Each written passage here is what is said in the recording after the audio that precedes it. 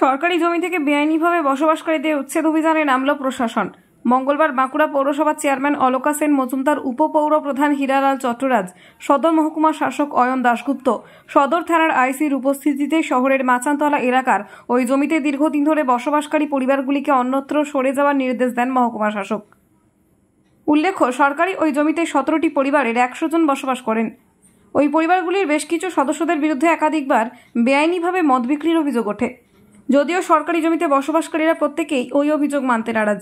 যদিও এই জায়গায় বসবাসকারীদের তরফে বলা হয়েছে, দীর্ঘ 47 বছর ধরে এই জায়গায় বাস করছি। এর আগে 3বার বাড়ি ভেঙে ফেলা হয়েছে। সরকারিভাবে পুনর্বাসনের ব্যবস্থা না হওয়ায় এই জায়গাতেই পড়ে থাকতে হচ্ছে। সরকারিভাবে পুনর্বাসনের ব্যবস্থা না হওয়া পর্যন্ত এই জায়গা ছেড়ে তারা যাবেন না বলেই জানান। এদিন উপস্থিত বাঁকুড়া সদর মহকুমা শাসক অয়ন দত্তগুপ্ত বলেন, আইন মেনে জবরদখলকারীদের সরে যেতে বলা হয়েছে। এরপরেও কারো ওই জায়গায় জমি থাকলে তাকে কাগজপত্র সহ অফিসে দেখা করার কথা বলা হয়েছে বলে এবং আইন মোতাবেক কাজ হবে বলে জানান। এই বিষয়ে বিজেপির বাঁকুড়া সাংগঠনিক জেলা সম্পাদক উজ্জ্বল মণ্ডল জানান, পৌরসভা ও পুলিশ প্রশাসন অবগত থাকলেও দীর্ঘদিন ধরে ওই এলাকায় মদের ব্যবসা চলে আসছে। এটা পুলিশের ব্যর্থতা নাকি পৌরসভার ব্যর্থতা নাকি কারমানির জন্য এটা করা হচ্ছে বলে তিনি জানান। আদৌ কি দখলমুক্ত করতে পারবে প্রশাসন, তা নিয়ে প্রশ্ন থেকে যাচ্ছে সাধারণ মানুষের মধ্যে। আপনারা দেখছেন, আমরা পুলিশ প্রশাসন, পৌরসভার মাননীয় চেয়ারপারসন রয়েছেন, ভাইস চেয়ারপারসন সাহেব রয়েছেন এবং আইসি আমাদের বাঁকুড়া সদর থানারও রয়েছেন। আপনারা জানেন, মাননীয় মুখ্যমন্ত্রী বারংবার প্রশাসনিক বৈঠকে আমাদের নির্দেশ দিয়েছেন যে বিভিন্ন জায়গায় সরকারি জমিতে যদি আনঅথরাইজড কোনো এনক্রোচমেন্ট কিছু থেকে থাকে সেগুলো ফিল্ড ভেরিফিকেশন করে এবং ডিউ প্রসেস অফ ল মেনে সেটাকে যাতে আইনি প্রক্রিয়ায় তাদের বুঝিয়ে, প্রথমে নিয়মমাফিক বুঝিয়ে অনুরোধ করে এবং যদি সেই নিয়মে বা তাদের বোঝাতে কোনো অসুবিধা হয় এসে ফিল্ডে তাদের সঙ্গে কথা বলে এটাকে আমাদের মানবিকভাবে দেখার। আমরা দেখছি, এখানে দেখছেন এটা যে আমাদের একটা সরকারি ক্যাম্পাসের জমি, তার মধ্যে আমরা দেখেছি, আমাদের কাছে খবরও রিপোর্টেও হয়েছিল, এখান থেকে থানা থেকেও এনফোর্সমেন্ট রেগুলার হয়েছে। তার ভিত্তিতে আমরা আজকে জয়েন্ট ভিজিটে এসেছি, আমি এবং পৌর প্রতিষ্ঠানের তরফ থেকে আমাদের চেয়ারপারসন ম্যাডাম, ভাইস চেয়ারপারসন সাহেব, আইসি আছেন সঙ্গে আমাদের। যে পরিবার কয়েকজনকে আমরা ফিল্ডে পেলাম তাদের আমরা অনুরোধ করেছি, যেহেতু এটা সরকারি জমি, যদি তাদের কাছে কোনো কাগজপত্র এর থেকে থাকে সেটা নিয়ে অফিসে যোগাযোগ করা, অন্যথায় তাদের কিন্তু আইন মেনে এখান থেকে অন্য জায়গায় সরার ব্যবস্থা করতে হবে, সেটা জানানো হলো। এরপরে আইন অনুযায়ী যে পদক্ষেপ আমাদের করার সেটা আমরা সেই অনুযায়ী করব।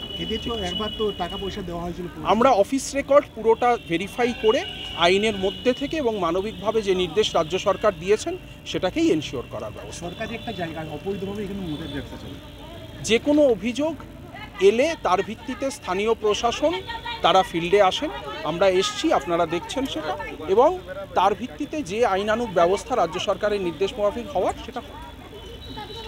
বলছে উঠে যান, কেন কেন বলছে এখানে সরকারি জায়গায় তোমার দিকে থাকতে দেবো না।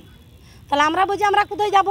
আমরা যুগ যুগ রয়েছি, আমি 10 বছর বয়স এই জায়গায় ঢুকেছি, এখানে বাচ্চা টাচ্চা সব হয়ে গেছে, বিয়া শাদী সব হয়ে গেছে, তা সত্ত্বেও আসে ওই দিকে ধুমকি দিয়ে যায়, ভেঙে দেয়, আবার আমরা এসে আবার সঙ্গে সঙ্গে করি বেড়াই নাই, টাকা দেবো, পয়সা দেবো, তোমার দিকে বাড়ি করে দেবো, তোমরা দিকে বাড়ি করে দেবো, জায়গা করে দেবো, কোনো দিন কিছু দেয়নি আমরা দিকে।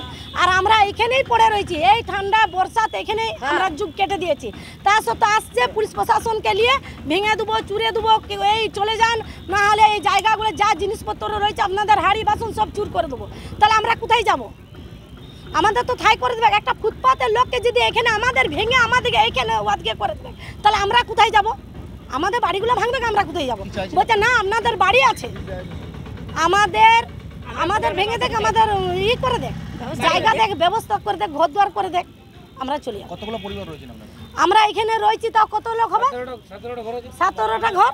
মানে 100 লোক। পৌরসভা থেকে কোনো সাহায্য কোনো কিছু করেছে নাকি? কোনোদিন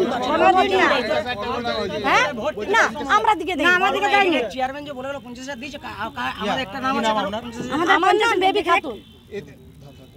এইখানে পুলিশ অভিযোগ করছে যে এখানে বেআইনিভাবে মদের ব্যবসা হয়। না না, ওইটা কোনোদিন নাই, ওরা ওই তুলবার লেগে এরকম বাহানা করছে, ও তুলে দিবার লেগে। আমরা দীর্ঘদিন ধরে দেখে আসছি যে ডিএম অফিসের সামনে যে মাচানতলা আমাদের এলাকা, বাঁকুড়া শহরের প্রাণকেন্দ্র, ওইখানে কয়েকটি মানে ঘর আর কি বস্তি টাইপের করে রেখেছে। তারা অবৈধভাবে চলায় মদের কারবার করেন এবং তাতে পৌরসভা এবং পুলিশ প্রশাসন সব অবগত আছেন। তা সত্ত্বেও এটা দীর্ঘদিন ধরে চলে আসছে। এটা পুলিশের ব্যর্থতা না পৌরসভার ব্যর্থতা না কাটমানির জন্য এটা করা হচ্ছে, এটা আমরা আজও বুঝে উঠতে পারছি না। এটা চাই আমরা অবিলম্বে বন্ধ হোক এবং সরকারি জায়গা এনক্রোচমেন্ট বন্ধ হোক, সরকারি জায়গা যেমন ফাঁকা থাকে, এটাই আমরা বাঁকুড়ার মানুষ সুশৃঙ্খল সুস্থ মানুষ সুস্থভাবে বাঁচতে চাই। আমরা দেখেছি এর আগে পৌরসভা নোটিশ দিয়েছিল যে কয়েকদিনের মধ্যে অর্থাৎ ঈদের আগে ঘোষণা করেছিল যে উচ্ছেদ করে পরিষ্কার করা হবে, সেইখানেও ব্যর্থ। কি বলবেন?